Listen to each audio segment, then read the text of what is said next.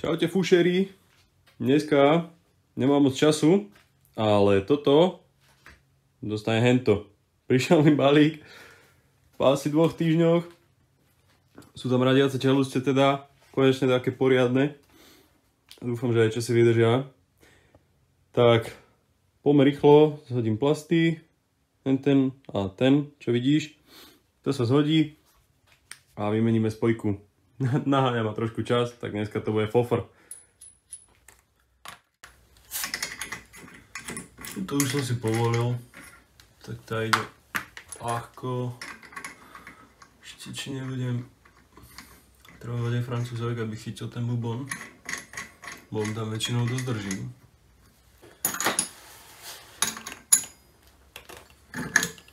Keď to chytím takto, tak bude hádam stačiť. Dobre.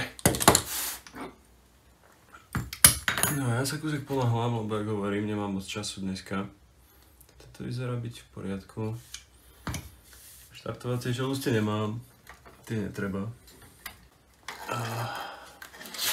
Ešte si kopnem neutrál. Až sa mi to lepšie točí. Dobre.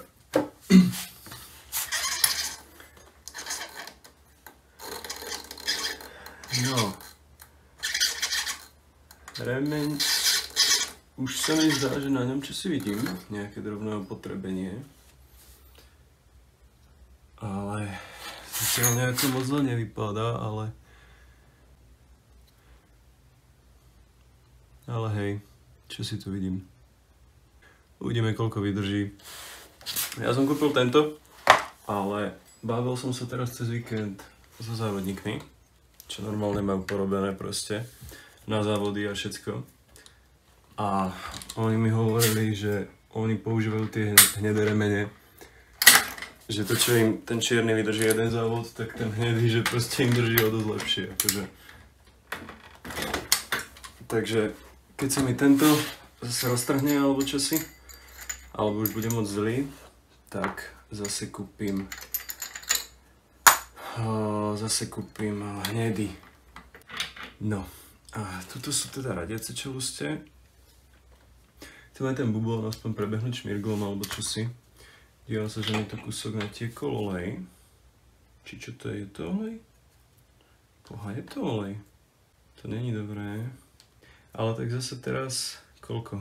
Povedzme 2 týždne možno mi stála, kým som čakal na tú spojku. Takže no aj tak by to nemalo. No neviem, či tu mám teraz nové gufero. Ale však toto je celkom nové, však to som tam dával, keď som skladal ten motor. Odvtedy nenajazdilo veľa. No, ale určite chcem ten bubon prebehnúť aspoň kúsek šmirglom, poriadne ho odmasniť a všetko. Poriadne ho aj vyvtierať. Nech tie spojky radia dobre, lebo toto mám fakt dobré čeluste. Že vraj lepšie ako originálky. Tak uvidíme. No. Toto sa dosť blbo zhadzuje, ale ja mám na tú techniku. Vezme si tenučký šrobovák a ihlu. A potom už ti zostáva iba sa trafiť a poriadne zatlačiť. A niekedy to ide na prvý pokus, niekedy na 15. Musíš sa s tým pohrať. A, dívaj, vidíš? Krása. Musíš si ju proste takto nastaviť, aby bola hore. OK. Dám šiltovku, lebo vypadajú vlasy všade. Dobre. Takto si ju nastavíš, až máš tuto hore tú medzeru. Tú stranu chytíš ihlou, druhú tenučkým plochým šrobovakom, alebo ak máš ďalšiu ihlu. A ju zatlačíš. A je venku. Výborne. Potom už iba zatlačíš na tento. Alebo po ňom ťukneš. Čelus je venku. Výborne. Tak sa mi to ľúbi. Teraz tu mám krabicu. Mám tu dneska bordel, mám tu milión vecí, takže sa mi tu ani nerobí najlepšie, ale potrebujem to takto mať. Teraz momentálne. To čo je? Ja už viem. Čo to je toto? Dobre, no a teraz tuto sú moje nové radiace čelustie. Keď sa pozrieš, tak vidíš, tam máš 3 kusy iba. Toto sú originálky, tu sú iba 2 kusy, že jeden druhý, tento je z 3. No a tuto máš lacnú druhovýrobu, ktorá je z, čo ja viem, odhadom z 10. A oni potom, na tejto konkrétne nie, ale tuto mám druhú, tuto vidíš, že už sa to rozchádza, že sú tam medzery medzi tým. Preto, lebo je to zlé týmito čapmi zachytené. Proste celkovo je to nekvalitné, vidíš, ako dopadlo to obloženie, proste to sme si ukázali v minulej epizóde, v minulom videu. No, toto vyzerá byť spravené fakt kvalitne. Tuto je to akurát zvarené. Zvar je geniálne zabrúsený. Akože fakt pekne. Tuto obloženie. A obloženie by malo držať. Nemalo by odpadávať, že vraj. Ale vidíš, koľko ho je. Akože je ho tam dosť. Nejaký čas to určite vydrží. Ja tu mám originálky, ale tie nepoužívam z toho dôvodu, že už sú zodrané. To už sa išlo železo o železo. Či nie, ešte nešlo.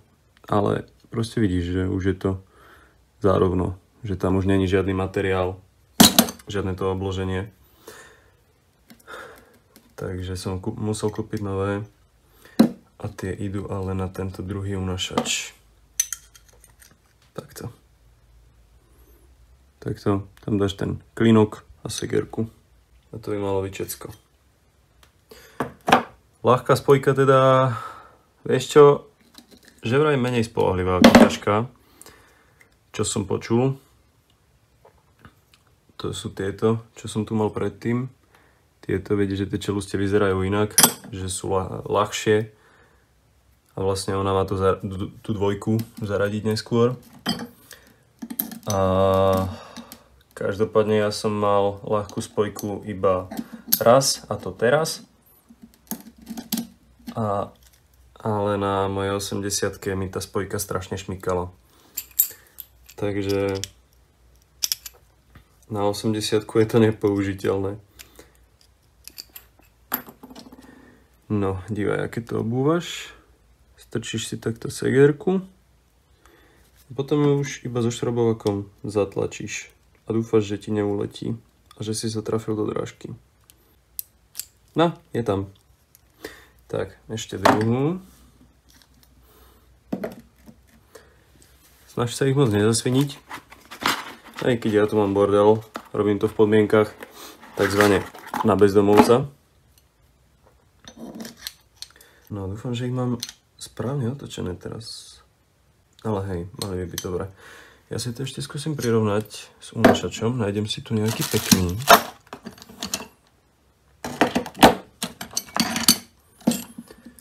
No, čakaj, mám tu 2. Neviem, ktorý je lepší. Tu je nejaká vôľa. Tu je väčšia vôľa. Takže dáme tento unášač.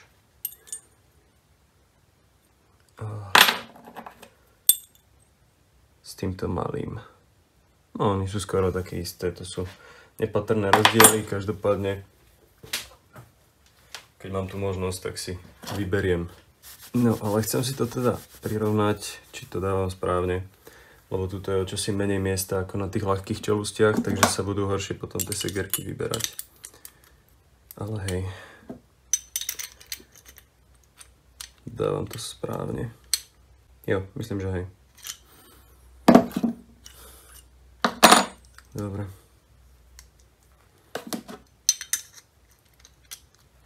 Teraz mi to nechcelo ísť. Už je tam. Dobre. Takže hodíš segerku. Zatlačíš. Je tam. Je tá druhá. Je tam, dobre. OK. Tak. Toľko ku radiacim čelustiam. A keď sa dívam, tento tiež už není úplne zase ideálny. Keď si divneš tieto časti, tak sa neviem, čo je lepšie. Tuto je to zase vymačkané, že toho unášača. No, to tam asi nevidíš. Tuto tiež, ale menej. Dobre, takto. Ktorá to lepšie pasuje?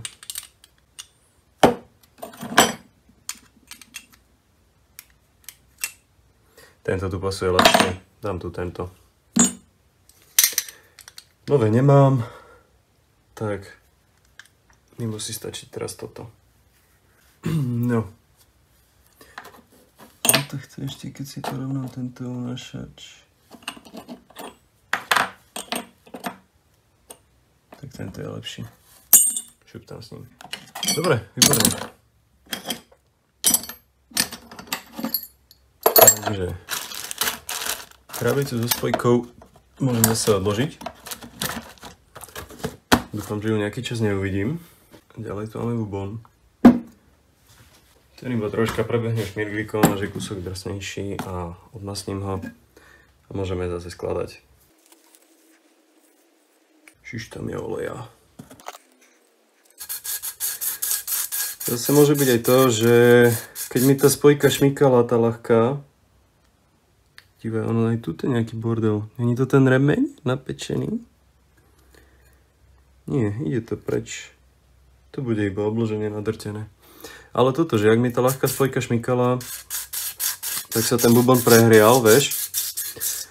A že ak bol prehriatý, tak nejako tam natiekol ten olej. Alebo možno mi tam proste iba natiekol a preto šmykal. Ja neviem. Dobre. Hádam, nerobím blbosť s tým šmirglovaním, ale malo by to lepšie chytať. Akože aj sa tam spravia také jemné drážky. A jedna vec je, že v tých jemných drážkach to bude lepšie chytať. A aj podľa mojej teórie by sa to malo lepšie zabehnúť a rýchlejšie si sadnúť tá radiaca spojka. No a odrazu, keďže mi to tu natieklo, tak zhodím aj druhý plast a skontrolujem, koľko mám oleja v pravodovke. Lebo tuto to vyzerá, že je ho celkom dosť. Dobre, ale už je preč. Tam sú také jemné drážky, vidíš? A nejaké jemné bodky. Tuto, keď sa pozrieš. Ja neviem, prečo tam sú. Ale tento bubon je celkom dobrý. No a keď nebude, tak budem musieť otvoriť bazár a nájsť nový originálny.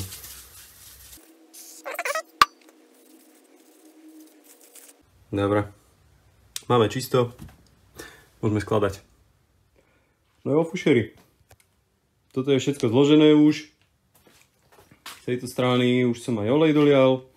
To je všetko v poriadku. Takže ja teda vyražam. Idem to previesť. A nakoniec vám dám pocity na moje nové radiace čelustie, ako idú.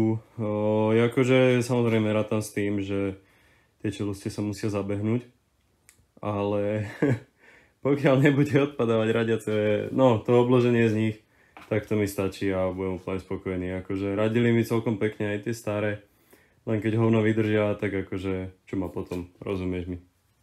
Dobre, tak vidíme sa v meste. Čau. Ozaj, ani som sa nepochválil, mám nový štarter. Uvidíme, ako to bude štartovať teraz. Teraz 2 týždne asi nešla. A minule, keď stála 2 týždne, tak mi to trvalo riadne dlho, kým som mu nakopol. Tak ukáž.